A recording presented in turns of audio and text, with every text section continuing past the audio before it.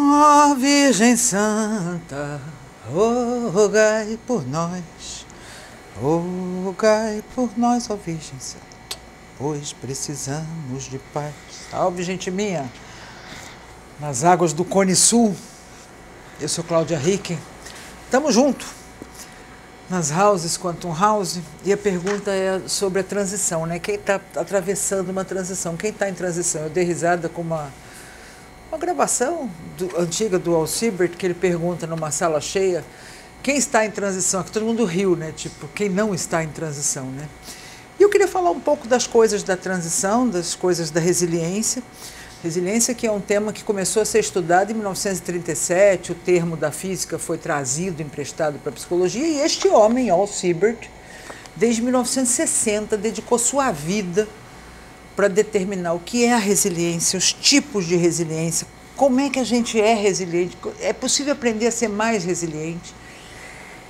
E eu vou tomar o cuidado de deixar um descritivo aqui, um vídeo em homenagem a ele, que foi muito carinhoso comigo, tem passagens dele pela Quantum House, pela Universidade Quantum, em que ele fala dos níveis de resiliência, um homem de uma generosidade, muito bonito, com olhão azul, e muito competente, muito capaz. Ele estudou e ele foi uma grande representatividade, ele é o pai da resiliência moderna.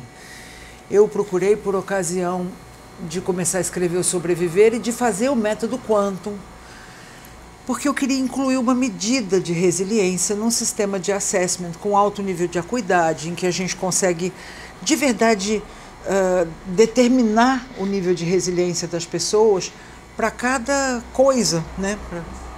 Para suas tendências, das emoções primárias, em contextos diferentes também, né?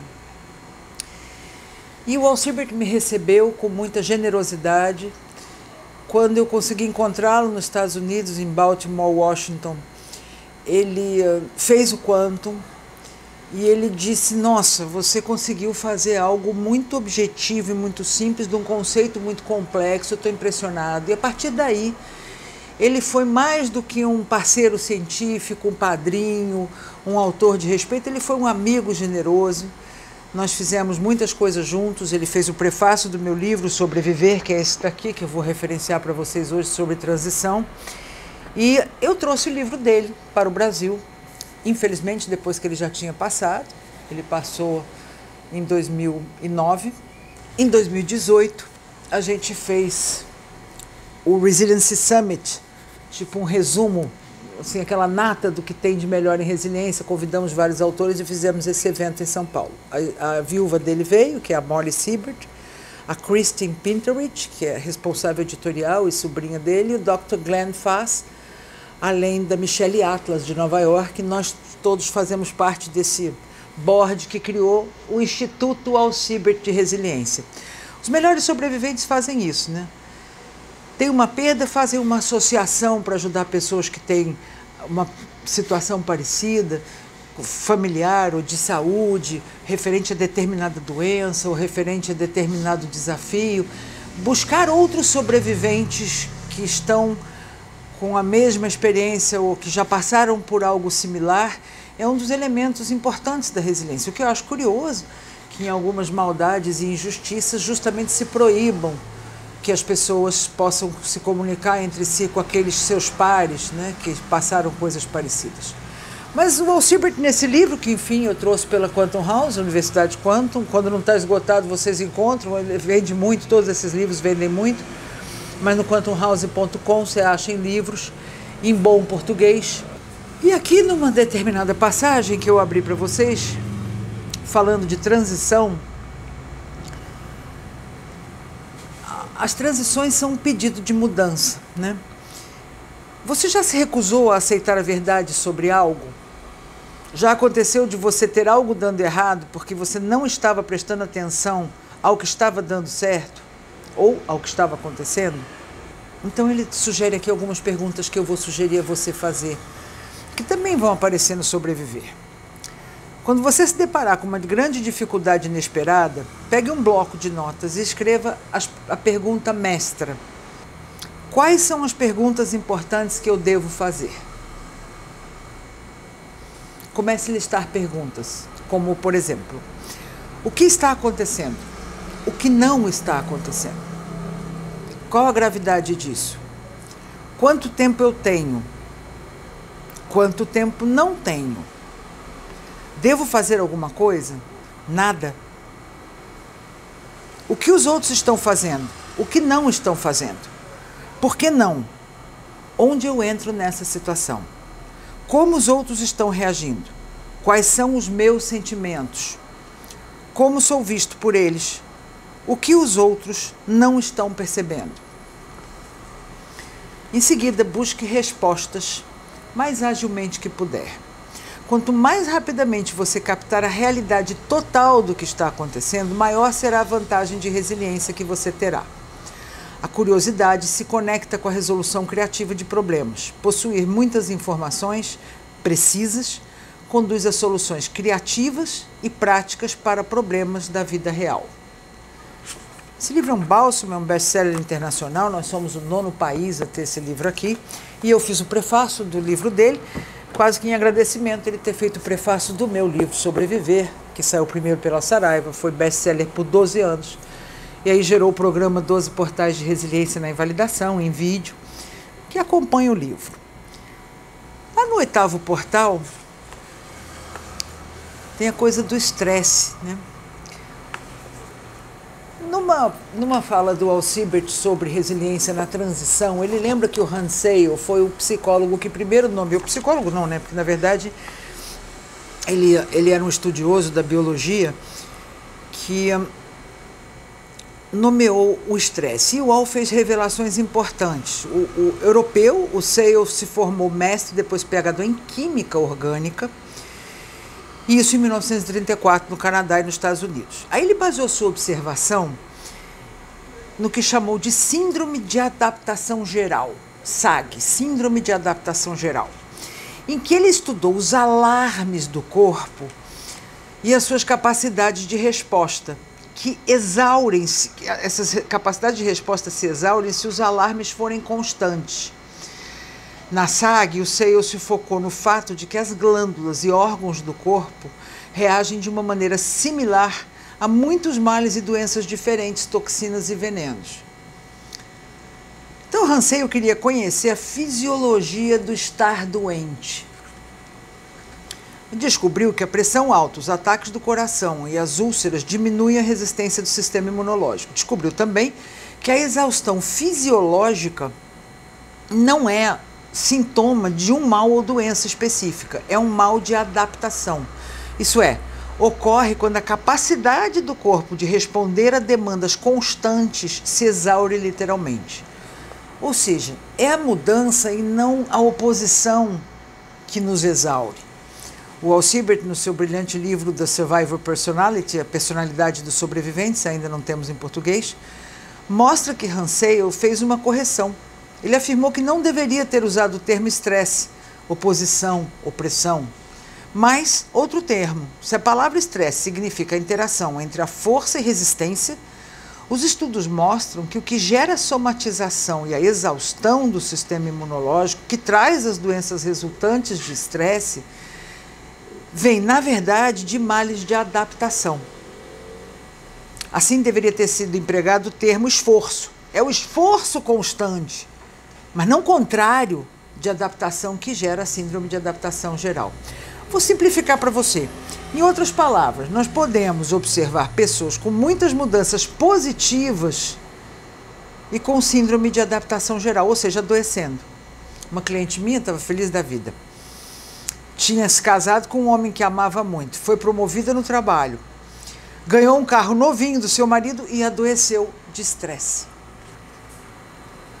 Na verdade, o esforço de adaptar-se a mudanças constantes e não contrárias, muito menos desagradáveis, é que provocou a exaustão do seu sistema imunológico.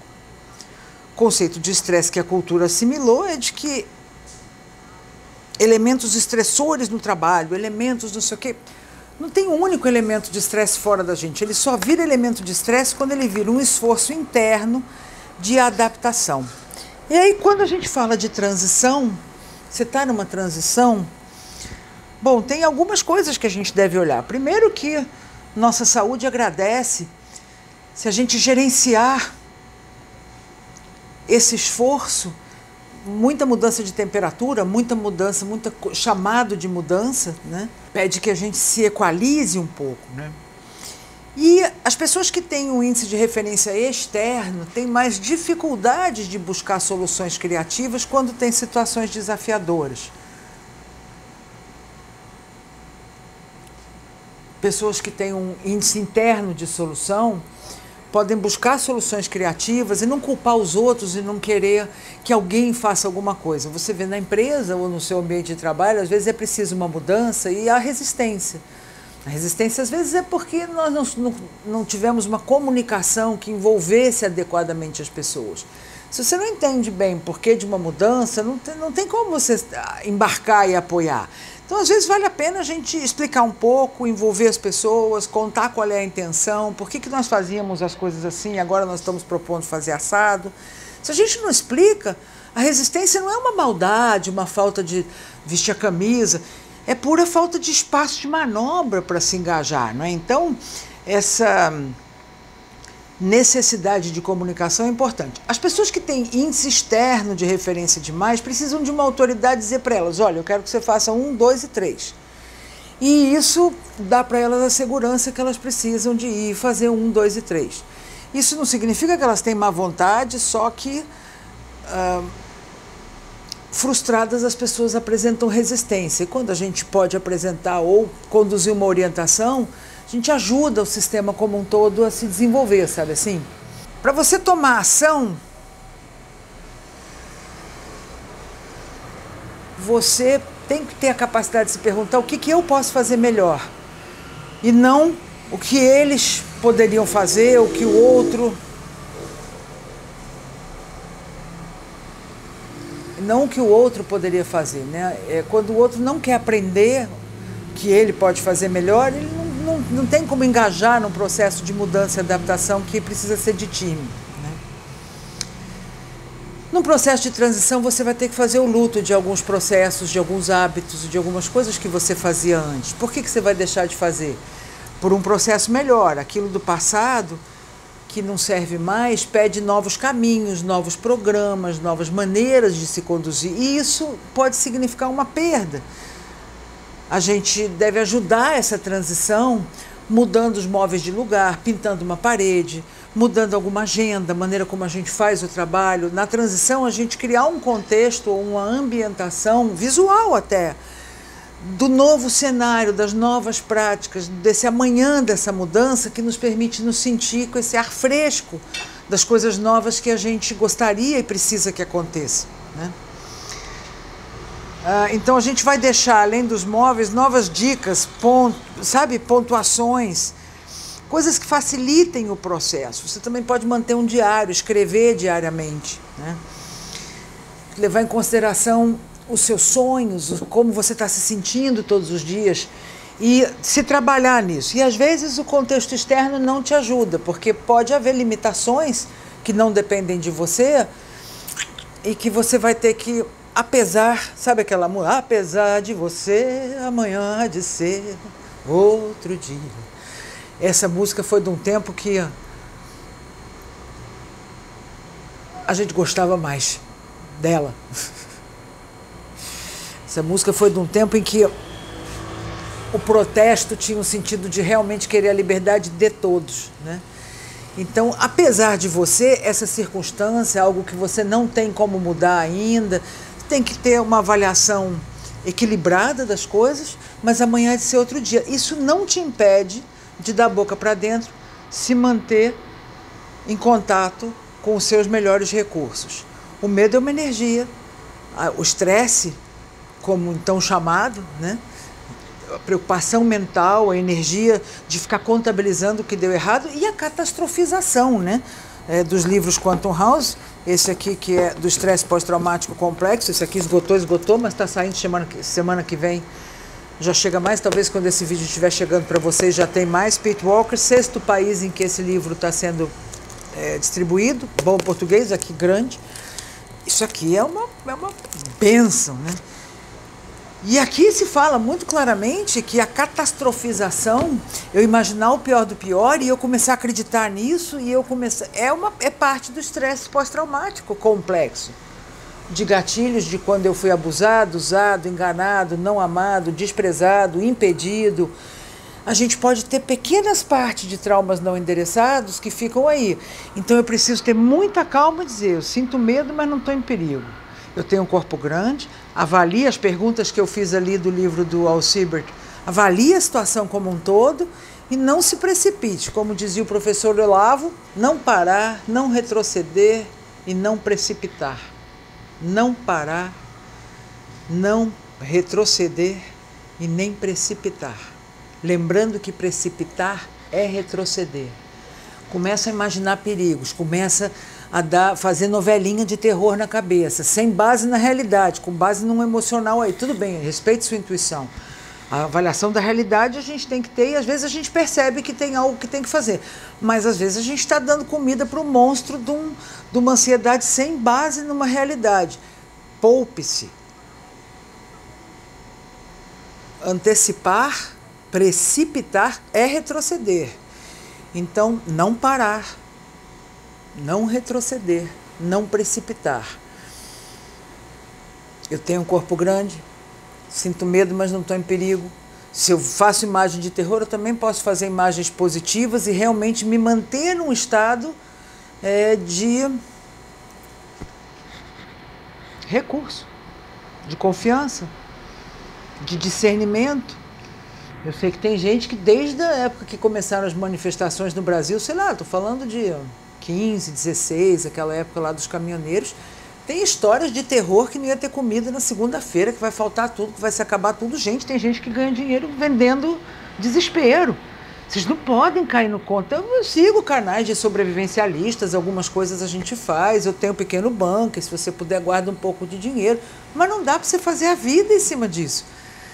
Porque é uma sensação de esperteza de que a gente sabe que coisa horrível vai acontecer. Talvez isso seja um flashback emocional de momentos de profunda vulnerabilidade que nós já vivemos, de solidões que foram muito difíceis e que fica insuportável lidar com o risco de algo parecido. Então a gente tem que ter o discernimento e aí ter a resiliência de mapear a situação. Espera um pouquinho. O que está acontecendo? O que não está acontecendo? E aí você volta para a realidade e fala, não, está acontecendo, tem uma situação assim, tem um risco assado. Mas não está acontecendo o fim do mundo, o risco total, a certeza da minha derrocada completa. Sai da fantasia desses medos que realmente podem nos levar para o buraco da minhoca. Então a resiliência é um elemento muito importante, se estimular com ela é muito bom e muito importante. Está numa transição, um dia de cada vez, escreve, faz uma listinha do que você pode fazer e se ocupa, pelo amor de Deus. A gente ficar paralisado, esperando que a transição que vai acontecer, quando acontecer a transição a gente vai começar a viver, é uma fantasia que comumente vira pesadelo. A transição acontece, não tem aquilo de que o caminho se faz caminhando? A transição é um pouco indo, você vai fazendo, você vai transitando e já fazendo algumas coisas. Faz uma pausa, dá uma volta no parque. Se tiver a chance, dá um mergulho na piscina pública da cidade, na praia no Rio, do condomínio. Se tiver uma chance, olha para o céu, faz uma pequena atividade física, lê, para tudo, relaxa, relaxa. Eu vou me dar meia hora, eu quero saber. Celular, de televisão, de ninguém. Vou ler isso aqui meia hora. Deixa a alma chegar no corpo, porque você vai perceber que você tem mais segurança e mais criatividade do que você podia pensar. As transições precisam do nosso equilíbrio e da gente parar de reclamar e de achar problema em tudo. Catastrofização tira a nossa lucidez e a calma e o bom senso e um pouco do pensamento positivo dá pra gente criatividade, boas ideias, parece até que dá boa sorte, porque as coisas vão melhor, tá bom? Beijo pra vocês, gente minha.